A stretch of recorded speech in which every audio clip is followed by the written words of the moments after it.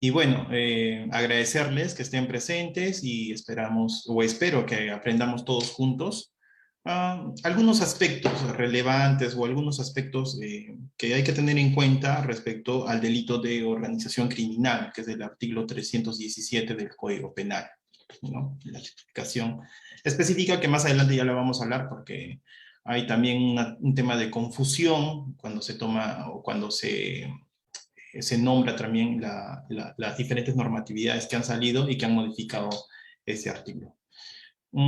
Primeramente, hay que establecer o hay que señalar qué es una organización criminal, ¿no? ¿Qué es una organización criminal?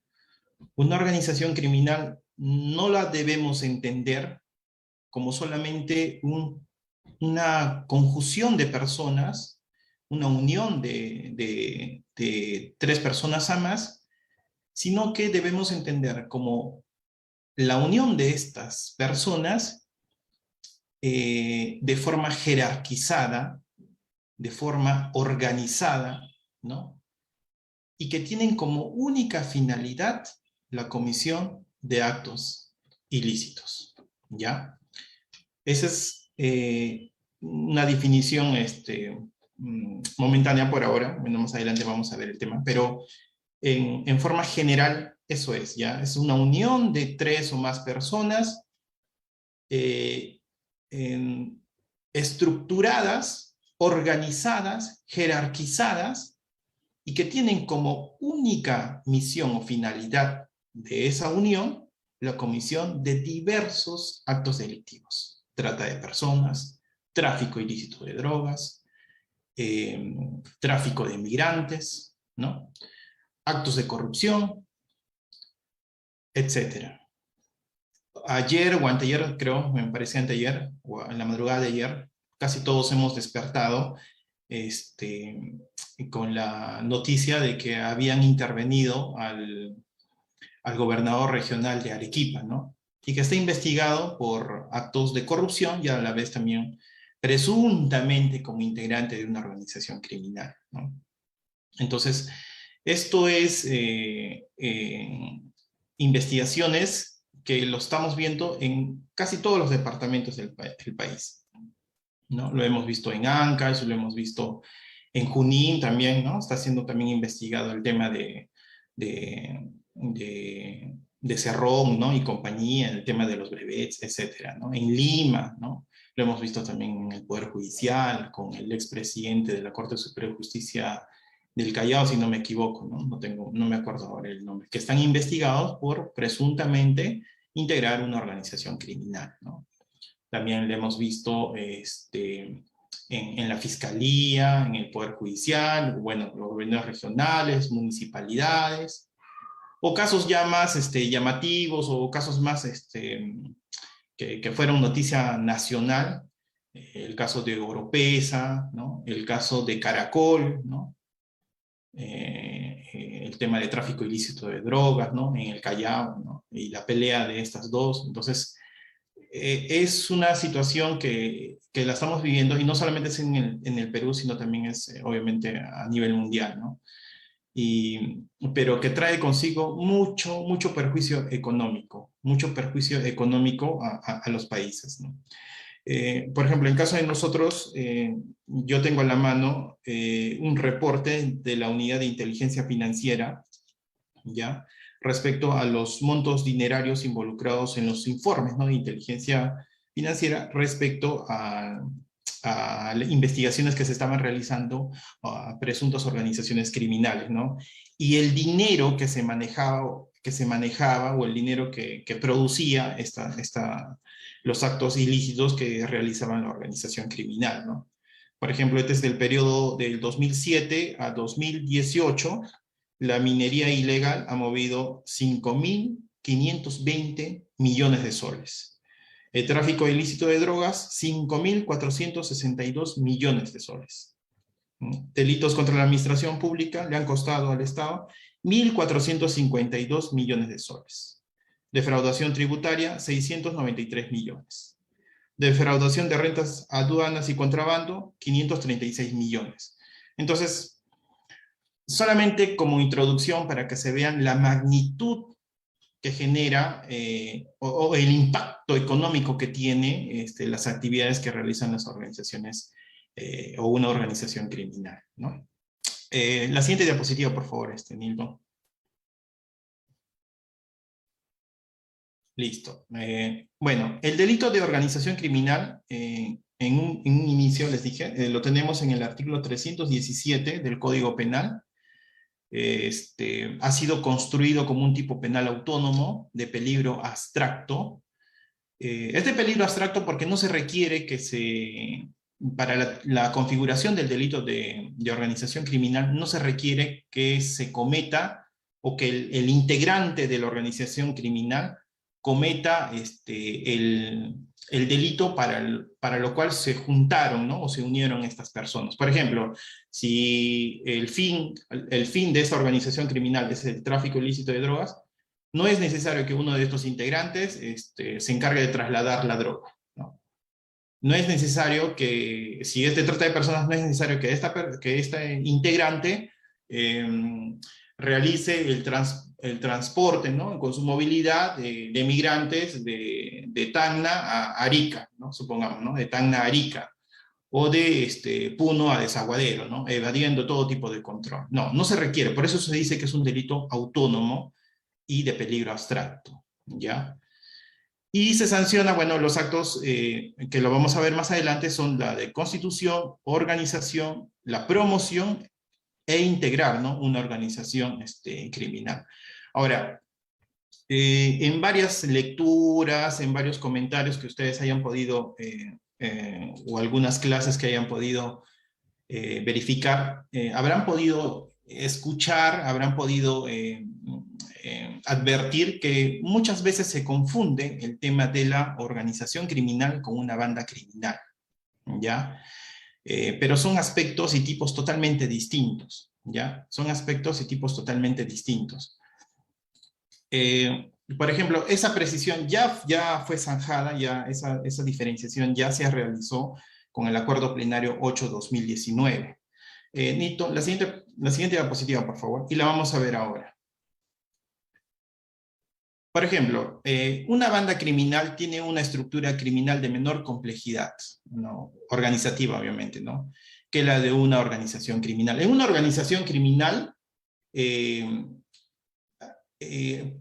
hay unidades, por ejemplo, de recepción, hay unidades de financiamiento, hay unidades logísticas, ¿no? Hay un jefe, hay un financista, hay un líder, ¿no? Que ya más adelante también lo vamos a realizar.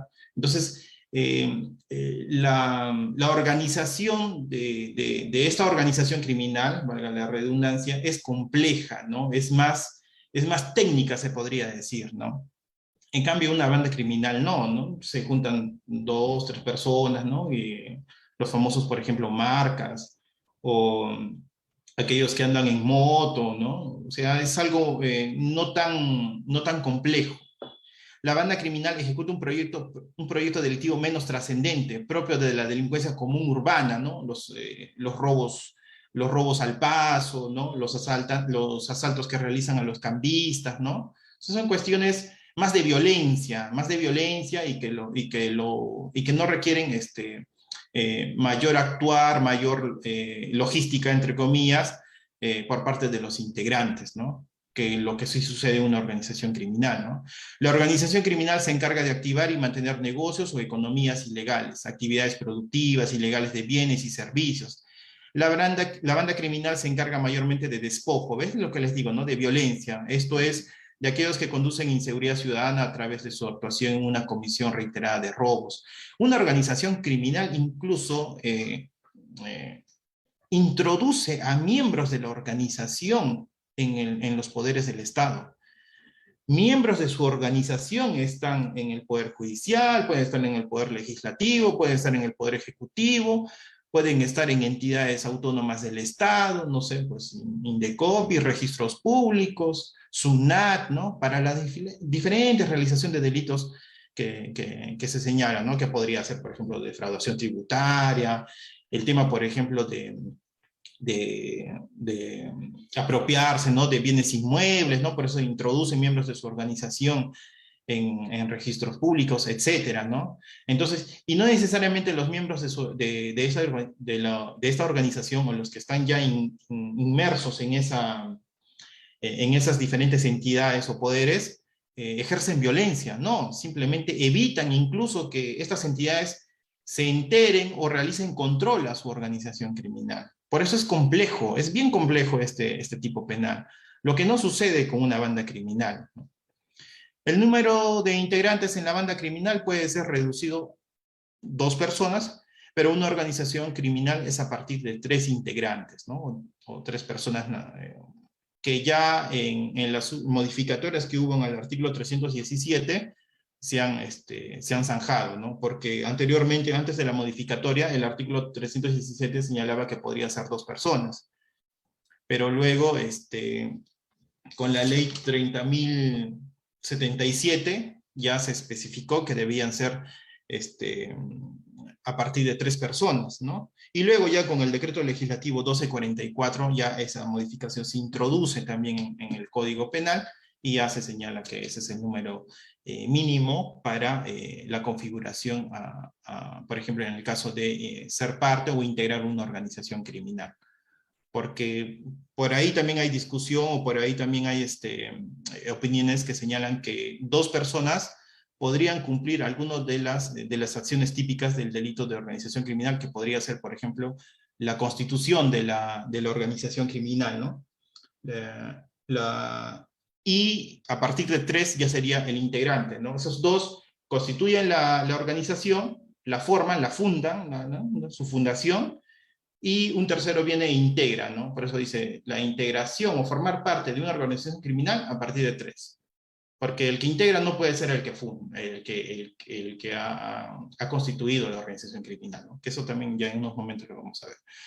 Bueno, y el modus operandi de la banda criminal suele ser rutinario y basado mayormente en la sorpresa, en el asalto o en el empleo de medios violentos como la agresión física, la amenaza, ¿no?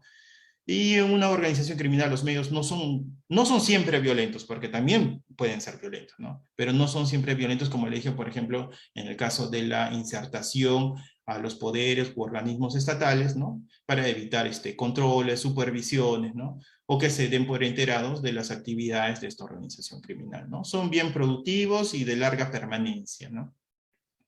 La siguiente diapositiva, por favor. Vayamos a ver las primeras controversias que se han producido respecto a la organización criminal, ¿no? Cuando se emitió este tipo penal, hubo muchas controversias, muchas pues, críticas, ¿no? En modo de cómo debía de emplearse, ¿no? O algunos conceptos que estaban contenidos en ese artículo. Y que eso ha merecido también varias modificaciones, ¿no? Por ejemplo, una de estas es las circunstancias agravantes específicas que aluden a la integración de una organización criminal, ¿ya? Pero antes de empezar a ello, creo que es menester, ¿no? Hacer una lectura previa. No sé si ustedes están ahí con su código, y vamos a leer qué es lo que dice en específico el 317, dice. Organización criminal, el que promueve, organice, constituya o integre una organización criminal de 3 o más personas con carácter estable, permanente o por tiempo indefinido, que de manera organizada, concertada o coordinada se repartan diversas tareas o funciones destinadas a cometer delitos, será reprimida con pena privativa de libertad, no menor de 8 ni mayor de 15 años, ¿no? Luego, en el segundo párrafo, hablas respecto a las circunstancias agravantes, ¿no? Y la primera circunstancia agravante dice, la pena será no menor de 15 ni mayor de 20. En los siguientes supuestos, ¿no? Cuando el agente tuviese la condición de líder, jefe, financista o dirigente de la organización, y cuando el producto del accionar delictivo de la organización criminal, cualquiera de sus miembros, cause la muerte de una persona o le cause lesiones graves a su integridad física o mental. Esta es ya la última modificatoria y así ha quedado redactado hasta ahora en este tipo penal. Entonces, por ejemplo, el artículo 189, párrafo final del Código Penal, que contiene como indicador calificante que el delito de robo sea cometido por quien es integrante de una organización criminal. Ya, miren, ¿cuál es el problema aquí? El tipo penal establece que va a ser o es, se encuentra en curso en el delito de organización criminal, quien organice, quien constituya o integre una organización criminal. Ese es el tipo. Pero hay tipos penales como por ejemplo el 189 que dicen o que ponen como un agravante que la persona que ha cometido ese ilícito sea integrante de una organización criminal, ¿ya? Sea integrante de una organización criminal. Entonces, ahí se ha generado como una especie de discusión, ¿no? El tema concursal de los delitos, ¿no? Si este es un concurso ideal, ¿por qué se tendría que sancionar, ¿no? El tema del el robo agravado, creo que, si no me equivoco, el 189. Así es, 189. El robo agravado. Y también, pero ¿cómo vamos a manejar el tema del agravante de que esta persona es integrante de una organización criminal, ¿no? Entonces, con el acuerdo plenario 8/2007 ya se ha definido esa situación. Se ha dicho que no va a operar ahí el concurso ideal por la agravante consignada en el último párrafo del 189, sino que el tema de organización criminal del 317 es un delito autónomo, ¿ya? Entonces se reconoce su autonomía de ese delito y no podría considerarse un concurso ideal teniendo en cuenta de que la gente que haya cometido el robo agravado forme parte de una organización criminal, ¿no? Esa es una de las primeras discusiones que se han producido en este tipo. Siguiente diapositiva, por favor.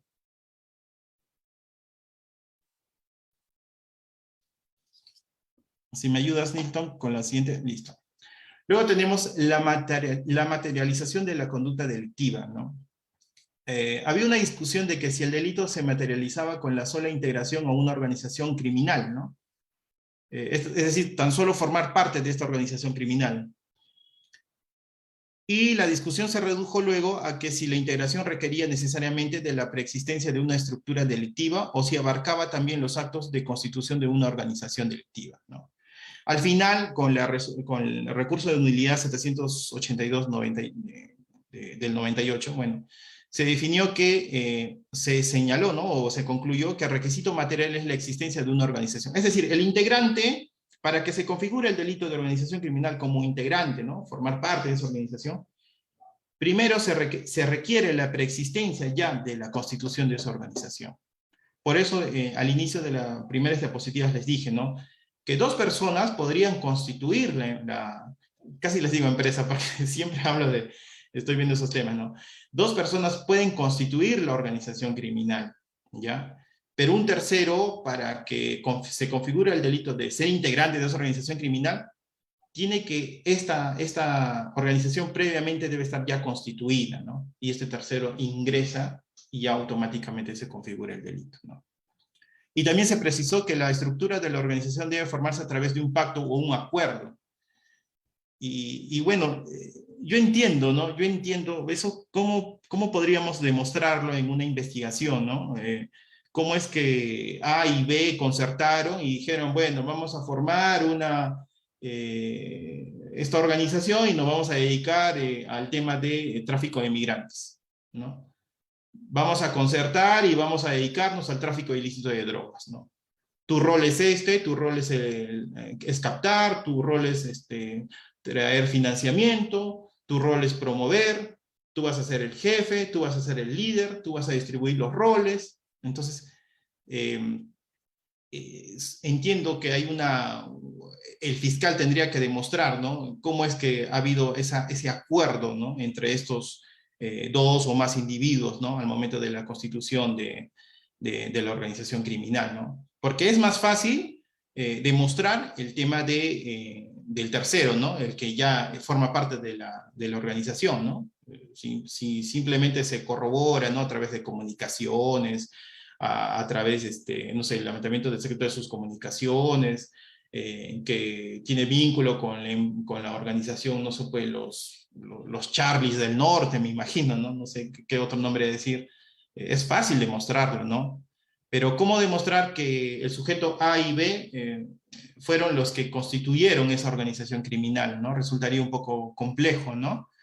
Porque no es como una empresa que tú constituyes a través de tu minuta, ¿no? Luego lo elevas a escritura pública, ¿no? Y en tu minuta, ahí está estipulado, y en tus estatutos, ahí está especificado, ¿no? El gerente, subgerente, etcétera, ¿no? Es fácil demostrarlo.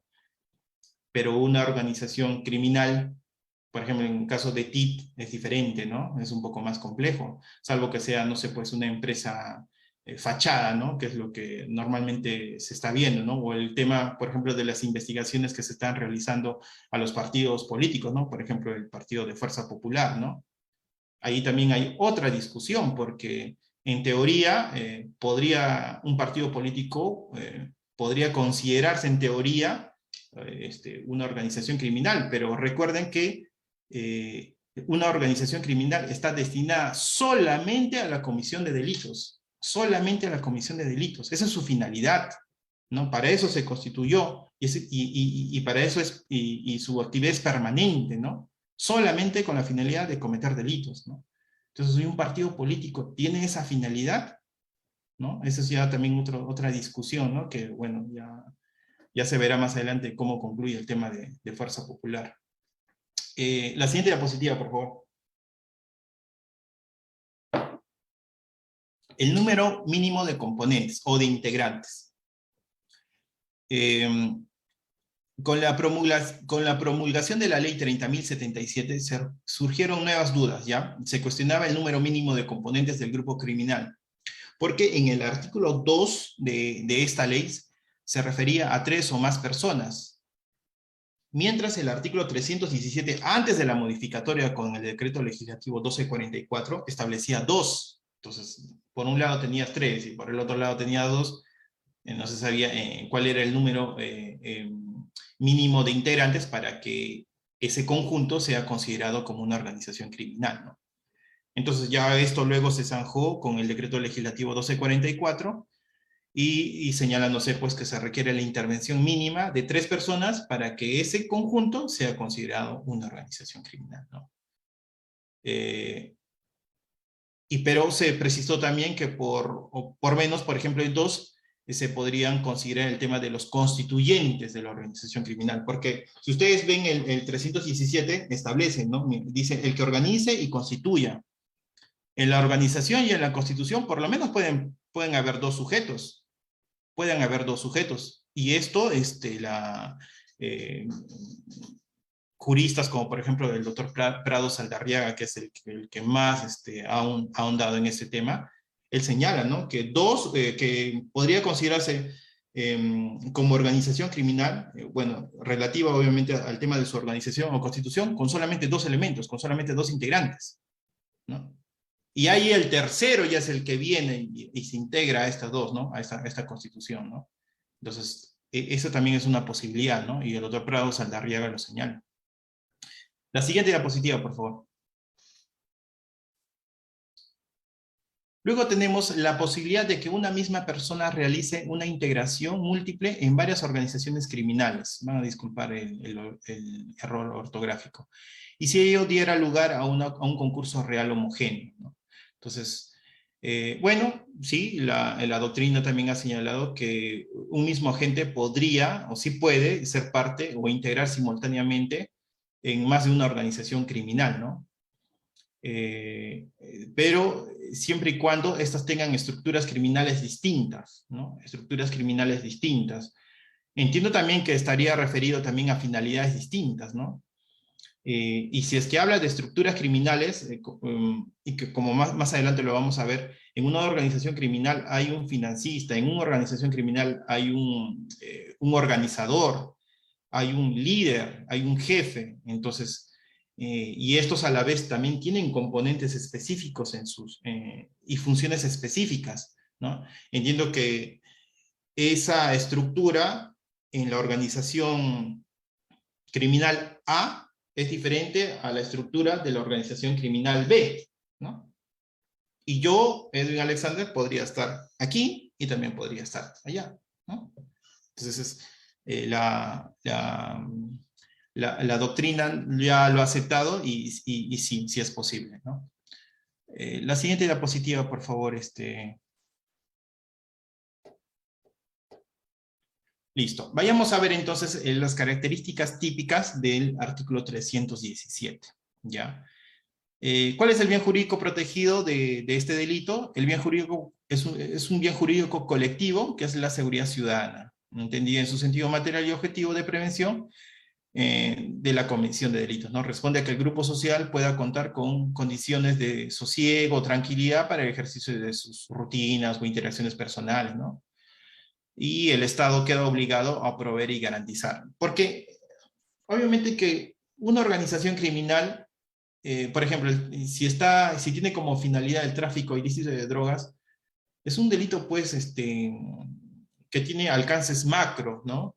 Y te perturban, no solamente la tranquilidad de un país o una ciudad determinada, sino que también está inmiscuida en tema de la salud pública, ¿no? Está inmiscuida también en la seguridad de las personas en donde se realizan esas actividades, esa actividad ilícita. Entonces, por eso se dice que es un bien jurídico colectivo, ¿no? Porque directa o indirectamente está afectando a un grosso de la población, ¿no? En un determinado lugar donde ellos estén ejerciendo sus acciones ilícitas, ¿no? Entonces, y el Estado se encuentra en la obligación de garantizar, pues, la tranquilidad o la paz social, ¿no? El tema del sujeto activo. Se representa en una estructura colectiva que reúne e integra individualmente en pos de un mismo proyecto funcional, pero de índole criminal. Cualquier persona puede adscribirse y formar parte de la organización criminal, ¿no? Y como les había mencionado, la finalidad específica es que se realicen actos ilícitos, ¿no? Pero con la precisión de que el sujeto activo no necesariamente tiene que cometer el acto ilícito por el cual se han formado, ¿no? Sino que con la sola integración, con solamente ser parte de esta organización, ya se está ya tipificando el delito de formar parte de una organización criminal, ¿no? No se requiere, como les dije, que este señor mate, no se requiere que este señor traslade migrantes, no se exige que este señor o esta persona traslade droga, ¿no? O preñe los containers ahí en el puerto del Callao. No requiere eso. Simplemente formar parte de una organización ya es considerado un sujeto activo, ¿no? Y cualquier persona obviamente que puede ser. Y el sujeto pasivo es la sociedad, ¿no? Como ente colectivo indeterminado que requiere contar con un estado de tranquilidad, que no sea alterado y distorsionado por la existencia de organizaciones criminales, ¿no? La siguiente diapositiva, por favor.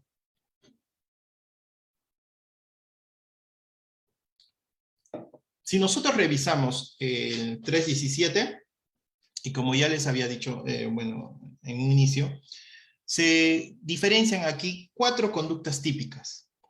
La primera es organizar, ¿ya? Organizar, luego constituir e integrar, ¿no? Y esto de una forma permanente. Bueno, me estaba olvidando también de promover. A ver, vayamos primero, ¿qué es lo que dice el doctor Prado Saldarriaga respecto a la constitución de una organización criminal? Básicamente, obviamente, es el nacimiento formal de esta estructura delictiva, ¿no? Y se define la composición funcional objetiva, las estrategias de desarrollo y el modus operandi que se va a realizar, ¿no? Yo entiendo que estos sujetos se unen bueno, como si estuvieran constituyendo una empresa, ¿no? Bueno, vamos a dedicarnos al tráfico de drogas, ¿no? Ya. Y tú vas a tener esta misión, tú vas a ser el líder del grupo no sé, en Ayacucho, en Huamanga. Tú vas a encargarte de buscar, de promover esto, o de buscar mercado para el traslado de nuestra droga, ¿no? Tú te vas a dedicar a buscar gente que se encargue de procesar, ¿no? O fabricar la hoja de coca y volverla cocaína, ¿no? Buscar los químicos, ¿no? Tú te vas a dedicar a buscar y obtener los insumos, ¿no? El queroseno, el ácido sulfúrico, etcétera, ¿no? Tú te vas a dedicar a vender esa droga, ¿no? Tú te vas a dedicar a cobrar, ¿no? Entonces, la Constitución básicamente es el nacimiento, ¿no? El nacimiento de esta organización criminal, la finalidad que va a perseguir, las funciones que van a desempeñar los integrantes, ¿no? El modus operandi de esta organización criminal, ¿no? Y entiendo que la duración es permanente, ¿no? Por eso se dice que es un delito permanente, ¿no? Requiere la permanencia, ¿no? Indefinida, ¿no? Del nacimiento de esta organización. La siguiente conducta típica es organizar una organización criminal, ¿no? Y básicamente es el acto dirigido a diseñar y proveer de una estructura funcional y operativa al grupo delictivo ya constituido, ¿no? Ya está constituido, ahora le vamos a dar una estructura, ¿no? A nuestra organización, ¿no? Hay niveles jerárquicos ahí de las personas que le integran, ¿no? Por ejemplo, delinear los órganos de gestión y sus niveles operativos, precisando además sus lineamientos de comunicación, las facultades que tienen cada uno de los integrantes, el poder que tiene cada uno de los integrantes, las obligaciones internas que tienen los integrantes, ¿no? No solamente en el ámbito interno de la organización, sino también de forma externa, ¿no? Y lo puede realizar o cualquier integrante o lo puede realizar cualquier integrante de la organización, ¿no? La otra conducta típica es promover una organización criminal, ¿no? Que básicamente ya son actos posteriores a la Constitución, ¿no? Son actos posteriores a la Constitución, ¿no? Se difunde, se consolida, se expande la organización e incluso en plena ejecución de un proyecto delictivo, ¿no? ¿Se acuerdan ustedes el caso de Oropesa, ¿no? Oropesa, y Gerald Oropesa tenía miembros que trabajaban para él y que se dedicaban a buscarle mercado, ¿no? Para mandar su droga, ¿no? Y no solamente eso, buscaban también tener relaciones, ¿no? Con autoridades, ¿no? Tener relaciones con autoridades para poder no tener ningún tipo de persecución o investigación respecto a sus actos ilícitos que realizaban, ¿no? Incluso también se rumorea, no sé si será cierto, que su empresa que él tenía, ¿no? de mantenimiento, de limpieza, servía también para introducirla al Ministerio Público y obviamente ahí tener acceso a las investigaciones o no que podrían originarse en contra de él, ¿no? Entonces, se dan cuenta la magnitud que tiene, ¿no? Una organización criminal y sobre todo como esa de tráfico ilícito de drogas, ¿no? La siguiente diapositiva, por favor. Y la última conducta típica es integrar una organización criminal, ¿no? Ya les dije, con solamente integrar algo ya constituido, ya se configura, ya también es una conducta típica, ¿no? Y que es el acto de adhesión personal y material a una estructura delictiva preexistente y a la cual el autor del delito se incorpora de modo pleno e incondicional, ¿no? Se somete a los designios del grupo criminal. El integrante puede hacer actos de promoción, más no de constitución. Obviamente, pues, ¿no? El integrante no puede ser el que ha constituido, ¿no? Podría ser el que constituye otra organización criminal, ¿no? Pero en la misma organización criminal, el integrante no es el que ha constituido, pues los constituidos son otros, ¿no? Y eso también se configura como una conducta típica, ¿no? Ahora, existe controversia de punibilidad de todas estas conductas alternativas, ¿no? ¿Por qué?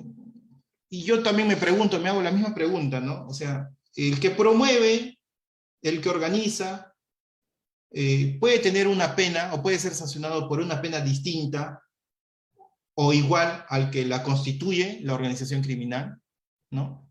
Yo entiendo, ¿no? Y en la legislación española se ve eso, ¿no? Yo entiendo que yo constituyo la organización criminal junto con mis otros compinches, ahí está, la dejo, ¿no? Y los otros integrantes se encargan de promoverla, ¿no? O sea, prácticamente de hacerla crecer esta organización. Entonces, ¿por qué la sanción punitiva tendría que ser similar, ¿no? ¿Por qué tendría que, si a mí me están diciendo que la pena acá establece que será no menor de 8 ni mayor de 15, ¿por qué al que promueve le ponen 8 años, supongamos, ¿no? Supongamos que están en extremo mínimo, le ponen 8 años, al que promueve y al que constituye también 8 años, ¿no? ¿Por qué no se hace una distinción y precisar o aumentar o variar el tema de la punibilidad, ¿no? Porque como ustedes se pueden dar cuenta, o sea, no es la labor que realiza el que ha constituido la organización, no tiene la misma trascendencia de la labor que ejerce el que está promoviendo la organización criminal, ¿no? El que la hace trabajar, el que busca mercado, el que se encarga de la operativización de esta organización, ¿no? Eso no se ha discutido, eso no se ha hecho esa diferencia, ¿no? Pero en la legislación española sí se ha hecho esa diferencia, ¿no? Sí, o sí se cuestiona, ¿no? O sí se toma en cuenta. Y lo dice Muñoz Conde, ¿no? Hace una crítica al respecto. Creo que la tengo por aquí para compartirles.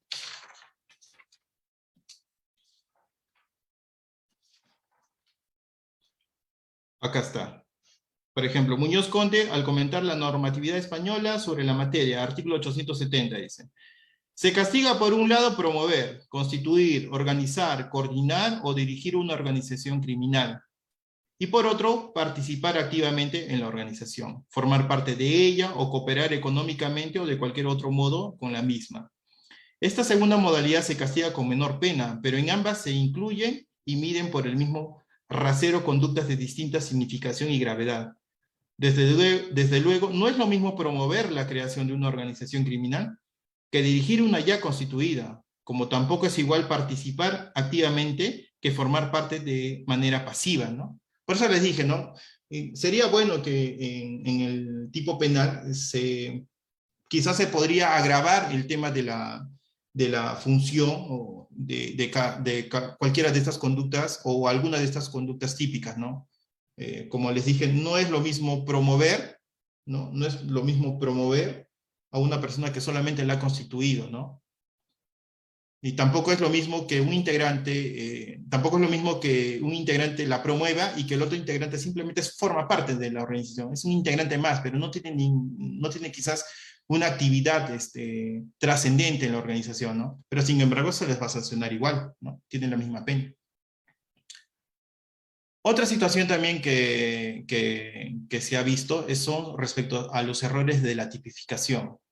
¿Por qué? Porque nosotros vemos el 317 es el tipo penal específico de organización criminal. Pero si nosotros revisamos el artículo 2 de la ley 30.077, ahí también nos hablan de organización criminal, ¿ya? Entonces, tenemos dos conceptos, ¿no? Tenemos dos conceptos.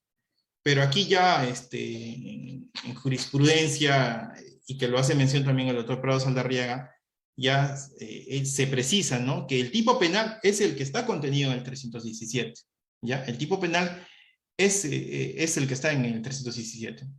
Y la definición o el concepto que se ha puesto en el artículo 2 de la ley 30.077 no es la tipificación del delito, solo está destinada a integrar o esclarecer el contenido punitivo de la ley penal en blanco, ¿no? Cuando nosotros queremos remitirnos o esclarecer o ampliar algún concepto que no lo tenemos claro, ¿no? ¿No? Entonces, el tipo penal específico es el 317. Luego también se cuestionaba o también se discutía el tema de los integrantes, ¿no? Que eso ya lo hemos visto anteriormente, ¿no? Dos constituyen y el tercero, a partir del tercero en adelante, lo integran, ¿no?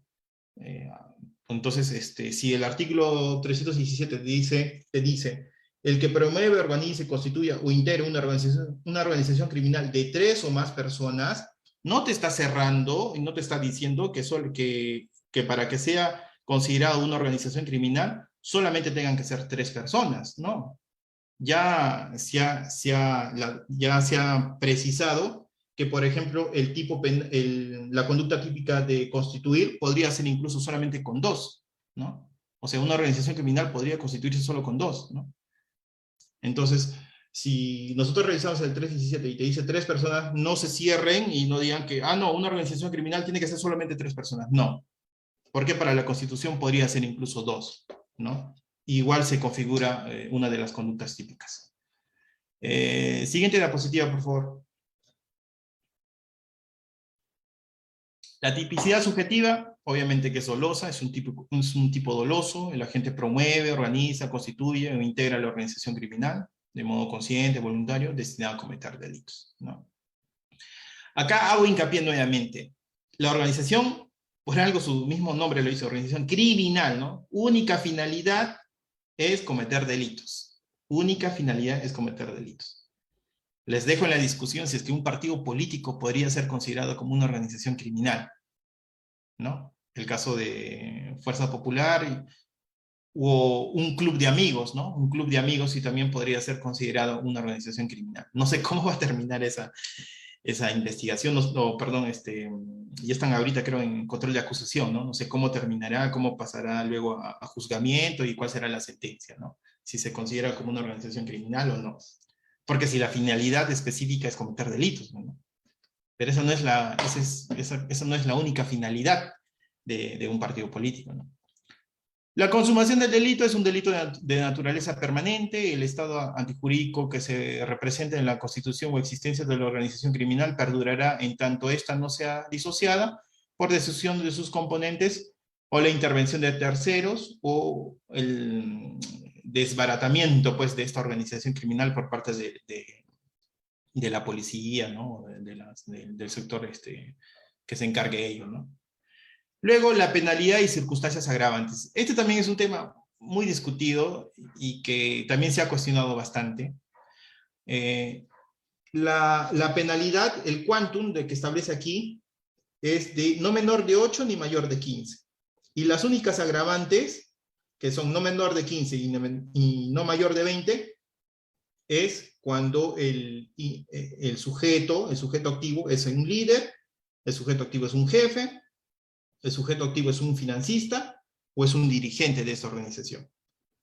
¿Ya? Y también esa agravante sería cuando del accionar delictivo de la organización criminal, cualquiera de sus miembros cause la muerte de una persona o le cause lesiones. Esas son las únicas agravantes. ¿Ya? Así ha quedado redactado actualmente el 317. Pero antes de que se produzca esta modificatoria, ¿qué decía la norma? ¿Qué decía? Se tomaba en cuenta o se ponía como cuestiones agravantes cuando los delitos o los delitos de los cuales estaba destinado a la creación de esta organización criminal estaban relacionados al tema de genocidio, al tema de delitos contra el Estado, contra la defensa nacional, contra el orden constitucional, ¿no? O los delitos que están contemplados en el artículo 106, 108, 116, 153, 162, 183, etcétera, ¿no?